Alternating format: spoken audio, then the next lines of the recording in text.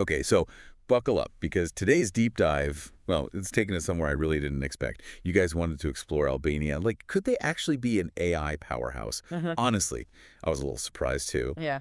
But this article about TATANKA, this new album they have, Digital EchoPlex, it's like it totally changed how I see things. We're talking about music, AI, even solutions for like global problems, all kind of woven together.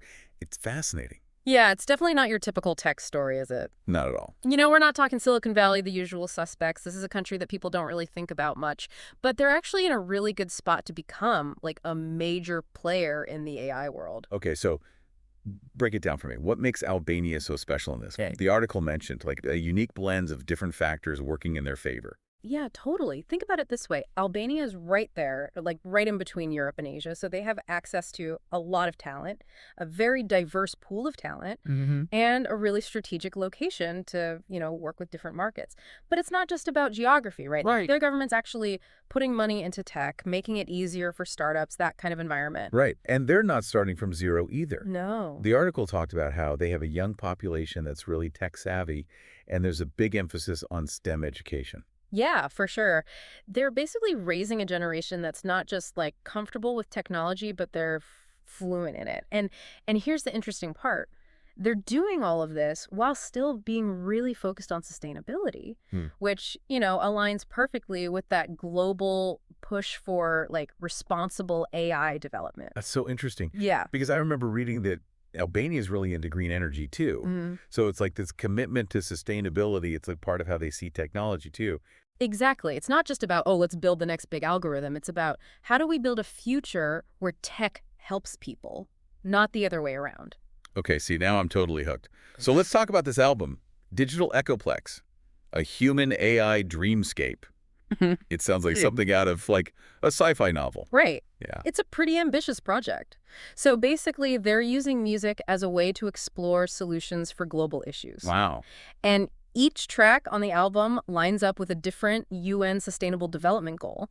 So it's like they're taking those 17 goals and turning them into this, like, sonic journey. I love that. So it's not just, hey, look at what Albania can do with AI. It's about using it to actually try and solve real problems. Exactly. Taking that power and giving it a purpose. Like, there's this one track, Elevate. It's about no poverty. And it mixes traditional Albanian folk music with, like, Afrobeat rhythms. It's this really powerful sound, very hopeful. It's amazing how music can like make you feel something so complex, bring up these ideas that maybe words just can't. Got any other examples? Yeah.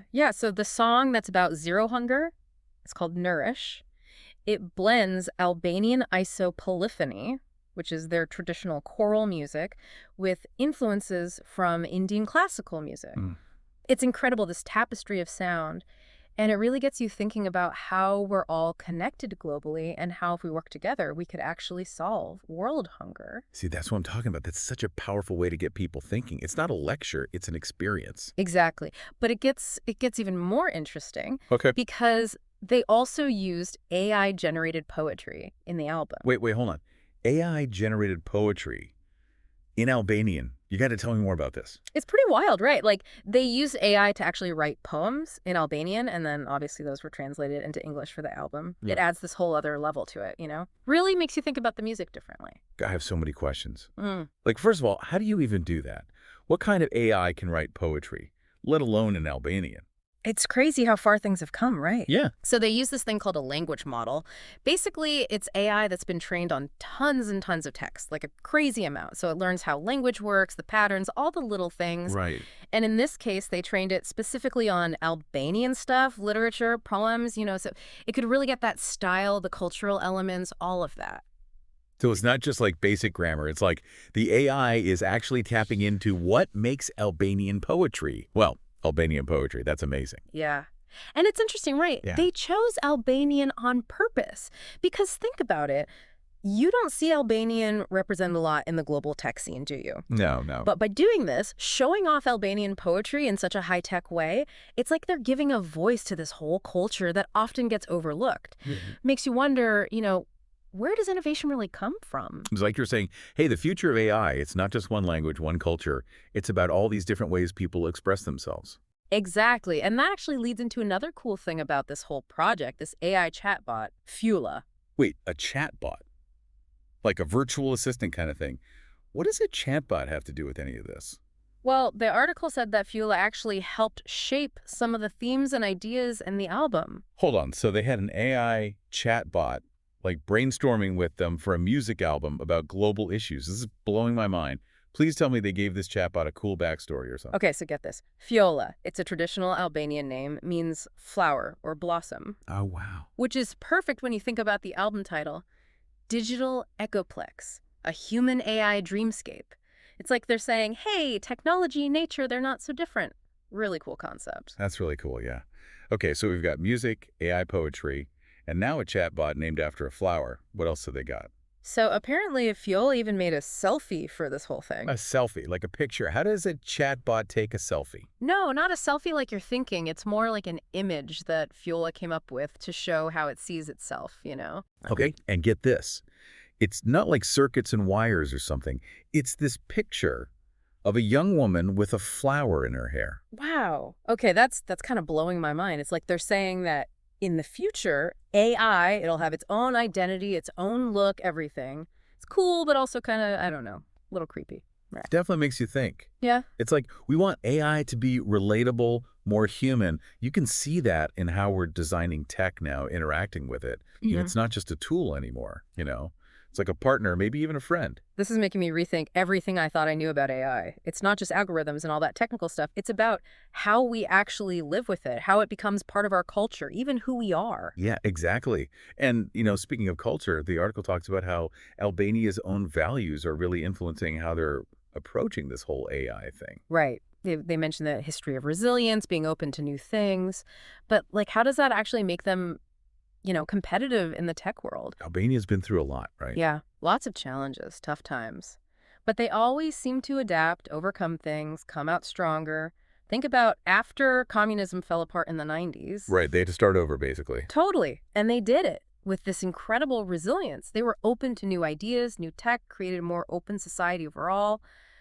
That kind of experience, it creates a certain mindset, being willing to embrace change, think differently. So it's like that resilience, that openness to new ideas, it's just like part of who they are now. And now they're taking that energy into AI, it seems like. Yeah. And that's like the key thing. It's not just about, you know, having the skills, the technical stuff. It's about having the right background, the culture that lets innovation actually happen. And that's what's so cool about how Albania is approaching AI, you know? They're not just copying everyone else, they're doing it their own way. And that way is all about sustainability, like we talked about, focusing on people and having that respect for culture.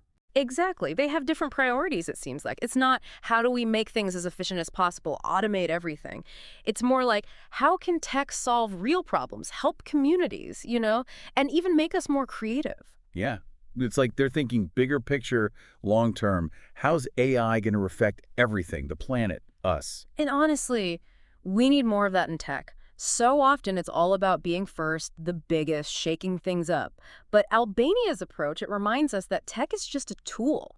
It's how we use it that matters. It's about making sure that progress in tech, it actually means progress for people too. 100%. And that's why I love these deep dives. They make you rethink things. Like, Right. where does innovation really come from? What really matters with all this AI stuff?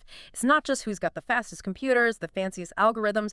It's about who's got the vision, right? The values, the guts to use this tech to make things better for everyone. It's about realizing that, like, the future of AI, it's not set in stone. It's not some, you know, pre-programmed thing. We're all creating it right now. Yeah. Doesn't matter where you're from, what language you speak, you're a part of it. And sometimes the best stories, they come from the places you least expect. So if you're looking for, I don't know, a little bit of hope, right? That we can build a future where tech and humanity, they actually work together, keep your eye on Albania. They might just surprise you. They already have. And that's it for today's Deep Dive. We hope this got you thinking, maybe you learned something new, and hey, feeling a bit more optimistic about what's to come. Until next time, keep exploring, keep asking those questions, and of course, keep diving deep.